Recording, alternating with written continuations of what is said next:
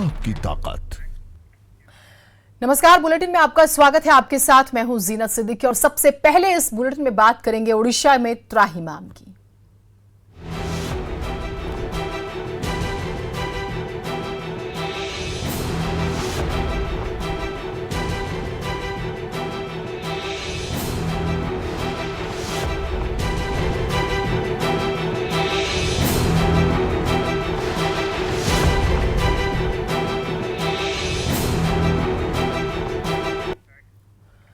तो ओडिशा के तट से टकराया फैनी तूफान, पुरी के तट से टकराया। 150 किलोमीटर की रफ्तार से हवाएं चल रही है। कई इलाकों में बिजली गुल हो चुकी है। संचार सेवा पूरी तरह से ठप हो चुकी है। तूफान की वजह से कई जगह जमीनें धंस गई हैं। ओडिशा के 14 जिलों में तूफान का असर दिख भी रहा है। रात करीब 8 बजे बंगाल में दस्तक देगा ये तूफान।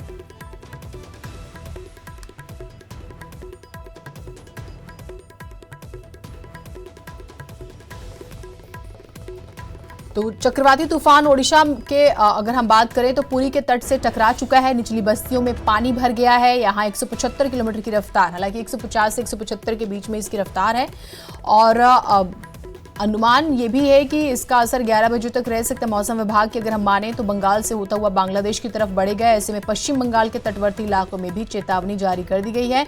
एहतियात के तौर पर 15 जिलों से 11 लाख लोगों को सुरक्षित जगहों पर पहुंचा दिया गया है। ओडिशा के ये 20 साल में ओडिशा से टकराने वाला सबसे खतरनाक तूफान है। इस चीज को भी याद रखना होगा। और नंबर जो हैं, दरअसल इमरजेंसी नंबर जो हैं वो जारी कर दिए गए। अगर हम ओडिशा की ही बात कर लें तो 06742534177 और गृह मंत्रालय का जिक्र करें 1938। अगर आप सिक्योरिटी के लिहाज से कॉल करना चाहते हैं तो 182 ये वो नंबर है जिस पर आप कॉल कर सकते हैं अगर किसी तरह की दिक्कत में आप फंसे हुए हैं। तो नंबर आपके लिए जानना एक बार फिर से ज़रूरी हो जाता है। अगर आप ओडिशा में ही हैं और वहाँ से किसी तरह की कोई बात करना चाहते हैं तो ध्यान से आप इस नंबर को जरूर नोट कीजिए, 06742534177। गृह मंत्रालय को किसी तरह की कोई जानकारी अगर आप देना चाहते हैं, कोई मदद चाहते हैं, कुछ भी ऐसा है तो फिर आपको 1938 पे कॉल करना होगा। सिक्योरिटी के पर्पज से अगर आप कॉल करना चाहते हैं तो 182 पर कॉल जरूर कर लीजिएगा, क्योंकि पिछले 20 सालों में जब हम ओडिशा की बात करते हैं तो ये सबसे बड़ा सबसे खतरनाक तूफान है। और देखिए, अगर हम बात करें सेना की तो तटरक्षक बल की बात करें तो 34 राहत दलों और 4 तटरक्षक पोतों को राहत कार्य के लिए तैनात किया गया है। नौसेना के प्रवक्ताओं की तरफ से स्टेटमेंट भी आया है कि अगर हम बात करें नौसेना के जो पोत हैं सह्याद्री, रणवीर और कदमत, इन्हें जो है चिकित्सा दलों और सामग्री के साथ तैनात किया गया है। ये चक्रवात के तटीय इलाके से गुजरने के फौरन बाद राहत कार्य शुरू कर देंगे। दूसरी बात यह कि 5000 किचन भी बनाए गए हैं। एनडीआरएफ के 28, Odisha disaster management rapid action force की 20 यूनिट और फायर सेफ्टी डिपार्टमेंट के 525 लोग रेस्क्यू ऑपरेशन के लिए तैयार हैं। इसके अलावा स्वास्थ्य विभाग की 302 रैपिड रिस्पांस फोर्स टीम तैनात की गई है। राहत शिविरों में भोजन की व्यवस्था करने के लिए 5000 किचन बनाए गए हैं। तटीय जिलों में यातायात जो है वो बंद है फिलहाल, और ये समझदारी भी नहीं है कि आप कहीं जाने की प्लानिंग कर रहे हों। तटीय जिलों में रेल, सड़क, हवाई यातायात पूरी तरह से बंद है। और बीजू पटनायक अगर हम बात करें इंटरनेशनल एयरपोर्ट पर सभी उड़ानें जो हैं 24 घंटे के लिए रोक दी गई हैं गुरुवार मध्य रात्रि से। कोलकाता एयरपोर्ट भी शुक्रवार रात से शनिवार शाम 6 बजे तक बंद रहेगा। और 14 जिले, दरअसल हम जानकारी भी आपको दे रहे हैं, प्रभावित हुए हैं। और इसके बाद देखिए दोपहर के आसपास पूरी पहुंच जाएगा ये तूफान। इसके बाद पश्चिम बंगाल का रुख करेगा और इसका असर आंध्र प्रदेश और तमिलनाडु के उत्तर पूर्व इलाकों में भी दिखेगा। ओडिशा के 14 जिले प्रभावित होंगे। इसमें पुरी, जगतसिंहपुर, केंद्रपारा, बालासोर, भद्रक, गंजम, खुर्दा, जाजपुर, नयागढ़, कटक, गाजापट्टी, मयूरभंज, ढेंगाकाल और क्योंझार शामिल है। और 10,000 गांव चक्रवात से प्रभावित जो हैं होंगे, ये जानकारी मिल रही है। और अब तो क्योंकि प्रभावित हुए हैं जिले, तो संभव है कि ये प्रभावित हुए होंगे ये तमाम गांव, 10,000 गांव। सोचिए।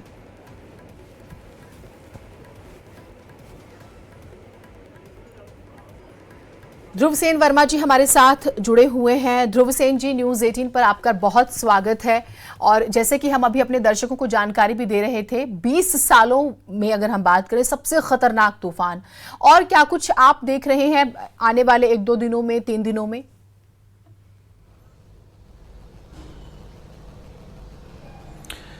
देखिए, ऐसा है कि गर्मी के दिनों में चूंकि उत्तरी भारत में निम्न वायुदाब होता है और बंगाल की खाड़ी में उच्च वायुदाब होता है, इसलिए गर्मी के दिनों में तूफान एक सामान्य प्रक्रिया होती है जो अपने देश के पूर्वी तट पर उठती है। जहाँ तक रही बात इस फोनी तूफान की, तो निश्चित रूप से पिछले 20 सालों में चूंकि इसकी वेलोसिटी बहुत ज़्यादा है, तो ये बहुत ही सक्रिय और बहुत ही तेज़ या तूफान है। और इसीलिए मौसम विभाग ने जो अलर्ट्स जारी किए हैं, और काफ़ी हद तक हम लोगों ने अगर आप देखें उड़ीसा में या आंध्र प्रदेश में या वेस्ट बंगाल में, तो जो भी सरकारी तौर पे जो भी एहतियात बरतनी चाहिए वो सारी की सारी सुरक्षा एजेंसियां और सारी की सारे जो भी एहतियात बरते जा सकते हैं वो सब ले लिए गए हैं। 11 लाख लोगों को वहाँ से सुरक्षित स्थानों पे पहुँचाया भी जा चुका है। जब ये चक्रवात उड़ीसा के बाद से आंध्र प्रदेश और वेस्ट बंगाल में प्रवेश करेगा, उसके बाद से ये उत्तरी भारत में आएगा, उत्तर प्रदेश में आएगा।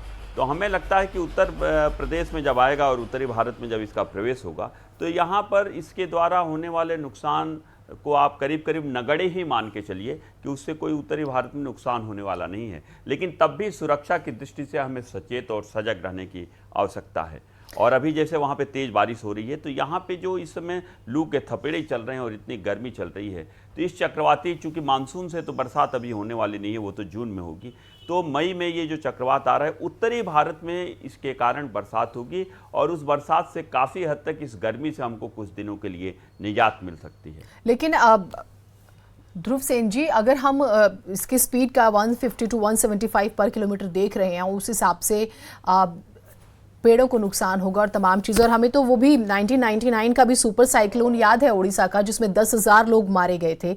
तो उस लिहाज से हमें कहें कि ठीक है, जानी नुकसान खुदा ना करे हो, लेकिन माली नुकसान की संभावनाएं क्या आपको नहीं लगती कि हैं?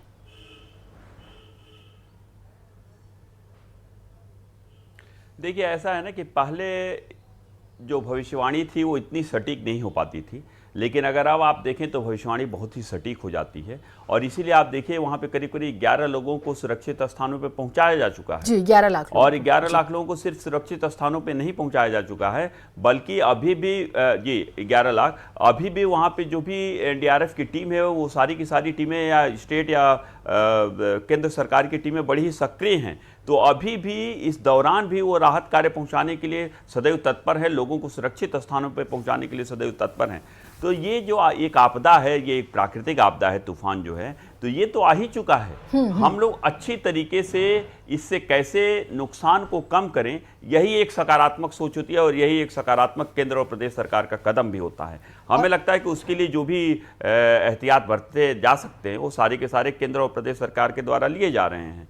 तो इसलिए नुकसान तो कभी भी हो सकता है, इसलिए सदैव सचेत रहने की जरूरत है, सजग रहने की जरूरत है। लेकिन एहतियात जो बरते जा रहे हैं वो सारे के सारे अच्छी तरीके से लिए जा रहे हैं। ठीक, ये हम मान सकते हैं कि हम टेक्नोलॉजी के हिसाब से बहुत ज़्यादा सक्षम हुए हैं अब, और कम से कम कोऑर्डिनेशन जो है वो नज़र आ रहा है। लोग भी अब समझने लगे हैं, लोगों तक पहुंचना आसान हुआ है इस वजह से, और ये बहुत अच्छी बात भी है।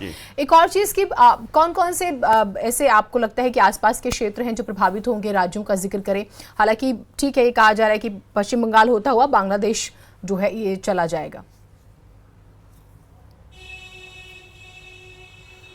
देखिए, जो भी पश्चिमी तट हैं, निश्चित रूप से सबसे पहले तो ये उड़ीसा में पुरी के पास टकरा रहा है। उसके बाद से ये आंध्र प्रदेश और तमिलनाडु के कुछ जिलों में भी ये प्रभावित करेगा, बांग्लादेश में भी प्रभावित करेगा और पश्चिमी बंगाल में भी प्रभावित करेगा। उसके बाद से जब ये आगे की तरफ बढ़ेगा, तो जब ये उत्तर प्रदेश में आएगा तो इसकी इंटेंसिटी कम हो जाएगी, इसके जो हवा की वेलोसिटी है वो काफ़ी हद तक कम हो जाएगी। तो जो भी इसका आप ये कहिए कि विध्वंसक रूप है, वो पश्चिमी बंगाल में, आंध्र प्रदेश में और उड़ीसा में और तमिलनाडु के कुछ क्षेत्रों में ही है।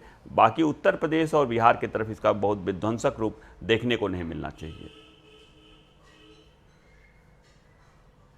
से लोग जो है वो इस ख्याल में होंगे कि कहीं उन तक ना किसी तरह की बात पहुंचे। लेकिन एक चीज़ और सर समझना चाहेंगे, ये बात ठीक है कि प्राकृतिक आपदाओं पर तो जोर नहीं है, हमारी तैयारियां हम काफ़ी हद तक अब करने लगे हैं, टेक्नोलॉजी का हमने शुरुआत में जिक्र किया, लेकिन हम जिम्मेदार कितने होते हैं, कम से कम ये भी एक बार जो है तय होना ज़रूरी नहीं लगता आपको?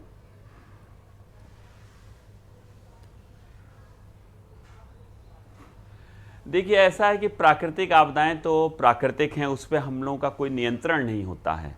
जैसे बाढ़ है, सूखा है या आंधी है, तूफान है, सुनामी है, भूकंप है, ये प्राकृतिक आपदाओं के ऊपर हमारा कोई नियंत्रण नहीं होता है। बस प्राकृतिक नियमों को ध्यान में रख करके और वैज्ञानिक तथ्यों को ध्यान में रख करके इन प्राकृतिक आपदाओं से होने वाले नुकसान को हम किस तरीके से कम कर सकते हैं, यही एक जिम्मेदार नागरिक का, यही एक सरकार का कर्तव्य होता है। क्योंकि जो भी प्राकृतिक आपदा है वो तो जब आना है वो आएगी ही आएगी, लेकिन हम लोग किस तरीके से उस प्राकृतिक आपदा से होने वाले विध्वंस को, उस प्राकृतिक आपदा से होने वाले नुकसान को कम कर सकते हैं, वैज्ञानिक तथ्यों को ध्यान में रख के, प्राकृतिक नियमों के ध्यान में रख के और सारे लोगों को और सारी सरकार को सचेत करके, ये एक दायित्व होता है हम सबका। बस ठीक बात है, इसी वजह से हम जो है बातचीत भी इस पर करें। आप हमारे साथ रहिए, हमारे साथ हम कोशिश कर रहे हैं कि पुरी से जो हमारे सहयोगी हैं अक्षय मिश्रा वो भी जुड़ें जिससे कि बातचीत कर सकें। लेकिन ओडिशा के संदर्भ में कुछ जानकारियां भी उतनी ही ज़रूरी हो जाती हैं। जैसे कि हमने जिक्र भी किया, ओडिशा में 1999 कोई नहीं भूल सकता जब सुपर साइक्लोन आया था और करीब 10,000 लोग मारे गए थे। उसमें एक बहुत बड़ी वजह है कि हम मौसम विभाग के अनुमान उतने जो है हमें कहें कि उस वक्त बहुत सही या बहुत टेक्नोलॉजी से साउंड नहीं थे, हम तो बहुत नहीं पहुंच पाते थे वहां तक। अभी लोग भी अवेयर हो गए हैं, इस वजह से भी बहुत ज़्यादा जानी नुकसान की संभावना तो कम से कम इसमें नहीं है क्योंकि हमारी तैयारियां भी उतनी ही ज़्यादा हैं। लेकिन जब हम ओडिशा की बात करते हैं तो 1893, 1893, 1914, 1917, 1982 और 1989 की गर्मियों में भी तूफान जो है दरअसल वहां पर आए थे। तो ये हम आपको जानकारी लगातार दे रहे हैं। और इस बार की अगर हम बात करें, चक्रवात बंगाल की खाड़ी के गर्म होने से बना, लिहाजा ये ज़्यादा खतरनाक हो सकता है। क्या सर ये जो मैं इंफॉर्मेशन देख रही हूँ यहाँ पर कि बंगाल की खाड़ी के गर्म होने की वजह से बना और ये खतरनाक हो सकता है?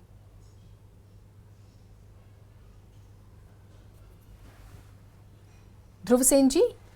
हाँ, निश्चित रूप से ये हम लोग को पता है कि गर्मी के दिनों में जी ये हम लोग को पता है कि गर्मी के दिनों में उत्तरी भारत में तापक्रम ज़्यादा होता है। तो जो तापक्रम ज़्यादा होता है तो यहाँ पे दबाव बहुत कम हो जाता है और बंगाल की खाड़ी में पानी पे जो है वो तापक्रम कम रहता है। तो तापक्रम कम रहता है तो वहाँ पे दबाव ज़्यादा हो जाता है। जब दबाव बंगाल की खाड़ी में ज़्यादा और उत्तरी भारत में जब कम होता है या पश्चिमी तटों पर कम होता है गर्मी के कारण, तो उच्च वायुदाब से निम्न वायुदाब की तरफ हवाएँ चलने लगती हैं। यह हवाओं की वेलोसिटी कितनी तेज होगी ये डिपेंड करता है कि दबाव का अंतर कितना है और तापक्रम का अंतर कितना है। जितना तापक्रम का अंतर होगा उतना ही दबाव का अंतर होता है और जितना दबाव का अंतर होगा, प्रेशर डिफरेंस होगा, उतनी ही तेज हवाओं की वेलोसिटी होगी। और जो तेज हवाएं होती हैं उन्हीं को हम लोग आंधी और तूफान बोलते हैं। यही हवाएं जब इनकी वेलोसिटी बहुत कम होती है तो ये बड़ी ही अच्छी लगती हैं, बड़ी ही सुहानी लगती हैं, बड़ी ही सुखमय लगती हैं। लेकिन जब इन्हीं हवाओं की वेलोसिटी दबाव के अंतर के कारण बहुत तेज हो जाती है तो यही आंधी और तूफान का रूप धारण कर लेती हैं और बड़ी ही विध्वंसक हो जाती हैं। तो ये जो आंधी और तूफान है जो गर्मी के दिनों में पश्चिमी तट पर, अपने देश में पूर्वी तट पर उत्पन्न होता है, ये सिर्फ और सिर्फ दबाव के डिफरेंस के कारण उत्पन्न होता है और इसमें मानव का कोई भी योगदान नहीं है। जी, तो ये इंफॉर्मेशन दरअसल हम अपने दर्शकों को इस वजह से भी दे रहे हैं ताकि वो कई बार हम देखते हैं कि हड़बड़ाहट में या कई बार बहुत जानकारी नहीं होती तो हम कुछ का कुछ जो है वो समझते हैं। ध्रुव सेन जी, आप हमारे साथ जुड़े और बहुत बारीकी से जो है आपने इस पूरे तूफान को, इससे होने वाले नुकसान और हमारी तैयारियों के बारे में बातचीत की। बहुत शुक्रिया आपका। तो हालात पर जो है वो भी नजर बनाई हुई है। प्रधानमंत्री ने एनडीआरएफ की टीमें मौजूद हैं, 5,000 किचन बनाए गए हैं, 11 लाख लोगों को सेफली जो है सुरक्षित जगहों पर पहुंचा दिया गया है। और जो है हम लगातार आपको जानकारी दे रहे हैं। कैटेगरी 4 का ये बेहद खतरनाक तूफान है और 4 से 6 घंटे तक ये भीषण रहेगा। 11 बजे तक इसका असर रहेगा। उसके बाद की जो है लगातार, क्योंकि हमने इस पर बातचीत की, ठीक है, ये कि हमारी तैयारियां हैं और जानी नुकसान की संभावनाएं बहुत कम, लेकिन माली नुकसान जो है संभव है, हो सकता है। उधर चंदौली में अचानक मौसम ने करवट बदली और तेज आंधी के साथ आकाशीय बिजली गिरने से अलग अलग जगहों पर 4 लोगों की जान चली गई। 5 लोग गंभीर रूप से जख्मी हो गए, जिन्हें जिला अस्पताल में भर्ती कराया गया।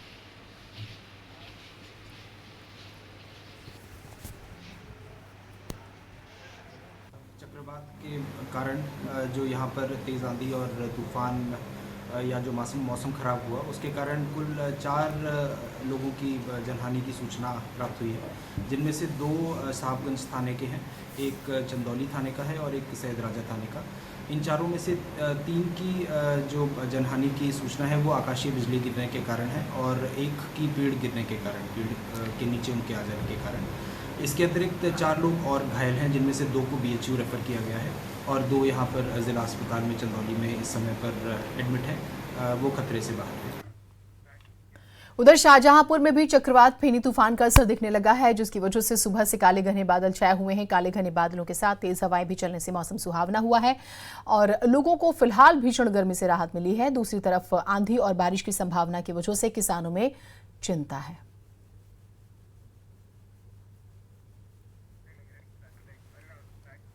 चलिए, खबरें और भी रहेंगी, एक छोटा सा ब्रेक लेते हैं।